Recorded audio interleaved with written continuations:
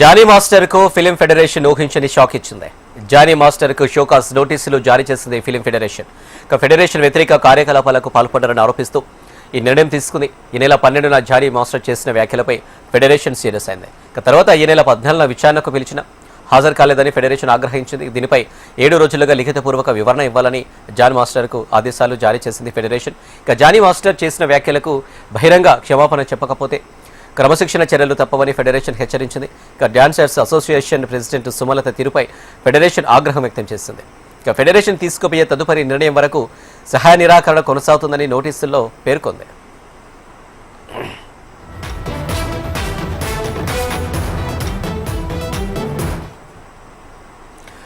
Johnny master కు film federation ఊహించని shock ఇచ్చింది. ఇదే అంశానికి సంబంధించి మరిన్ని డీటెయిల్స్ మా ఫిలిం రిపోర్టర్ వెంకట్ అందిస్తారు. వెంకట్.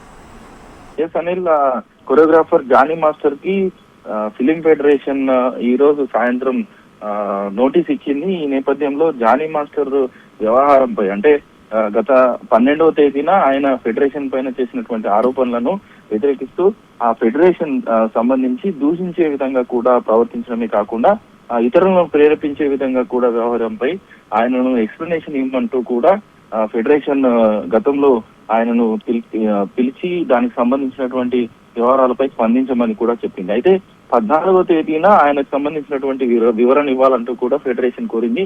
ఈ నేపథ్యంలో ఫెడరేషన్ సంబంధించి ఆయన సమావేశానికి హాజరు కాలేదు.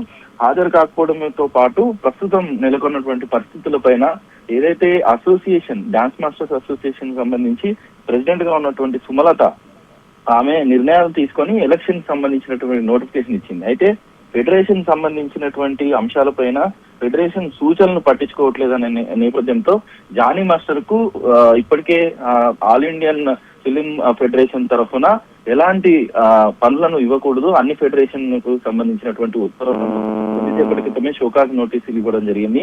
అయితే ఫెడరేషన్ సంబంధించినటువంటి ఒక వారం రోజుల్లో దీనికి సంబంధించి లిఖితపూర్వకమైనటువంటి వివరణ ఇచ్చిన తర్వాతనే తదుపరి యాక్షన్ ఉంటుందంటూ కూడా తెలుగు ఫిలిం ఫెడరేషన్ క్లారిటీ ఇచ్చింది.